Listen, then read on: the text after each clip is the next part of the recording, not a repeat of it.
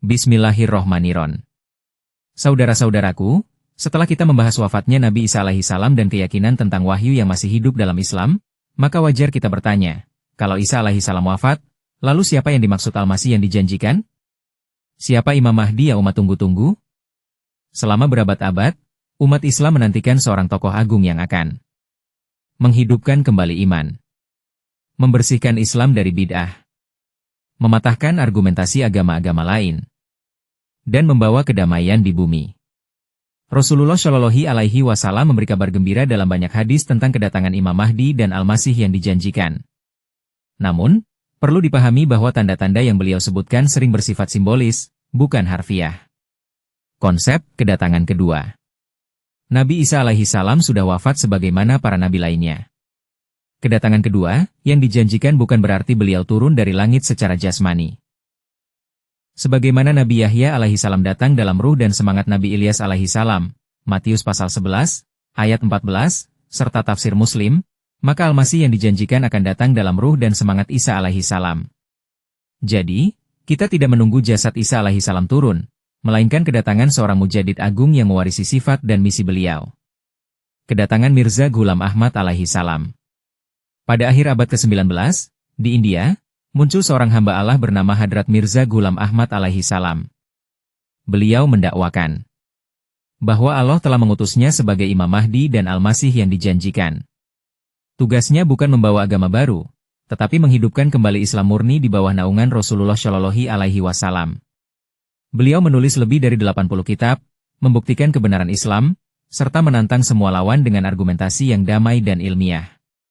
Tanda-tanda kebenaran beliau. Allah berfirman dalam Quran. Allah tidak akan membiarkan orang-orang yang beriman dalam keadaan yang kamu berada di atasnya, sehingga dia memisahkan yang buruk dari yang baik. Quran Surat Ali Imran 180. Allah selalu memberi tanda bagi utusannya. Pada diri Hadrat Mirza Ghulam Ahmad alaihissalam, kita melihat nubuat yang tergenapi, misalnya, ramalan tentang wabah pes dan peristiwa-peristiwa dunia. Kemenangan argumentasi, beliau menulis buku Barahin Ahmadiyah yang menggetarkan lawan-lawannya. Kesaksian ilahiyah, ribuan orang mendapat mimpi, ilham, dan pengalaman rohani yang meneguhkan kebenaran beliau. Misi utama beliau mematahkan salib, yaitu membantah klaim keilahian Yesus dan menunjukkan bahwa beliau seorang nabi manusia biasa. Menyatukan umat Islam di bawah panji Rasulullah Shallallahu Alaihi Wasallam. Menegakkan jihad akbar, bukan dengan pedang, tetapi dengan pena, doa, dan akhlak. Membawa Islam ke seluruh dunia melalui hujjah, bukan kekerasan. Saudara-saudaraku, kami percaya bahwa dalam pribadi Hadrat Mirza Ghulam Ahmad alaihissalam, janji Allah dan nubuat Rasulullah Shallallahu Alaihi Wasallam telah tergenapi. Beliau bukan nabi syariat baru, melainkan hamba sejati Nabi Muhammad Shallallahu Alaihi Wasallam yang diutus untuk zaman kita.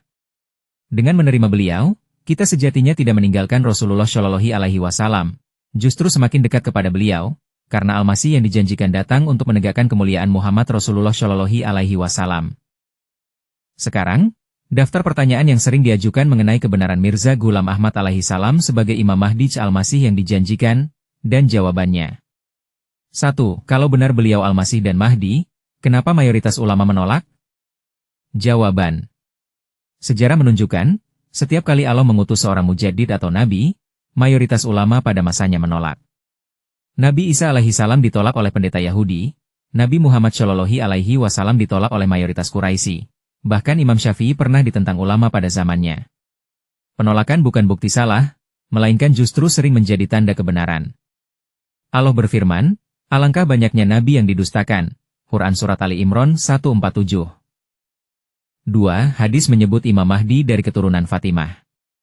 Apakah Mirza Ghulam Ahmad alaihissalam keturunan Fatimah? Jawaban. Banyak hadis sifatnya simbolis. Dari keturunan Fatimah, dipahami sebagai pewaris sifat-sifat Fatimah radhiyallahu anha, yaitu kesucian, kebenaran, dan keteguhan. Imam Mahdi yang dijanjikan adalah orang yang mewarisi semangat Ahlul Bait, bukan harus garis biologis. Tafsir simbolis ini juga diakui oleh sejumlah ulama klasik. 3. Bagaimana bisa beliau disebut nabi? Bukankah Nabi Muhammad Shallallahu Alaihi Wasallam adalah penutup para nabi? Jawaban. Betul. Rasulullah Shallallahu Alaihi Wasallam adalah khotamun nabiin, penutup para nabi dengan membawa syariat terakhir. Mirza Ghulam Ahmad alaihi salam tidak membawa syariat baru, tidak menghapus Al-Quran, tidak mengganti sunnah Nabi Shallallahu Alaihi Wasallam. Beliau hanya berfungsi sebagai zil nabi, nabi bayangan, yaitu seorang hamba saleh yang mencapai makam kenabian di bawah bimbingan dan cahaya Rasulullah Shallallahu Alaihi Wasallam. Jadi, beliau 100% pengikut Nabi Muhammad Shallallahu Alaihi Wasallam, bukan pesaing. 4. Kalau benar beliau Mahdi, kenapa tidak memimpin perang bersenjata melawan orang kafir? Jawaban. Rasulullah Shallallahu Alaihi Wasallam bersabda, jihad yang terbesar adalah melawan hawa nafsu. Hadis riwayat Baihaqi. Dalam zaman modern, pedang bukan solusi.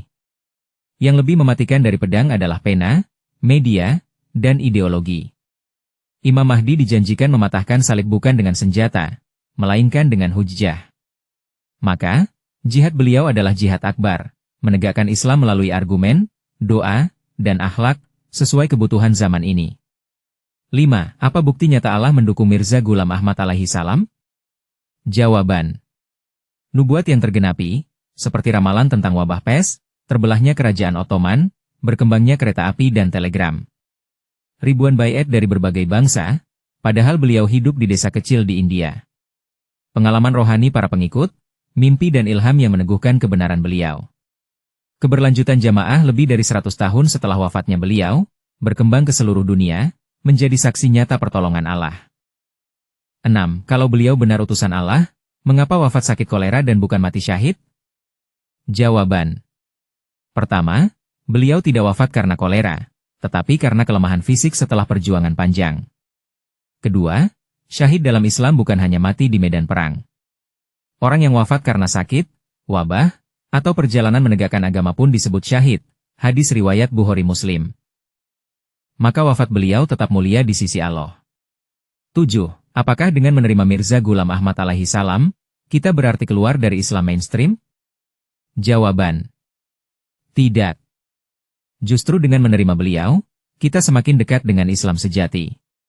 Beliau datang bukan membawa agama baru, tapi menghidupkan kembali Al-Quran dan sunnah Nabi Muhammad Shallallahu Alaihi Wasallam. Jadi, kami Muslim, syahadat kami sama, Al-Quran kami sama, kiblat kami sama. Perbedaan hanya dalam keyakinan bahwa janji Allah tentang Al-Masih yang dijanjikan sudah tergenapi.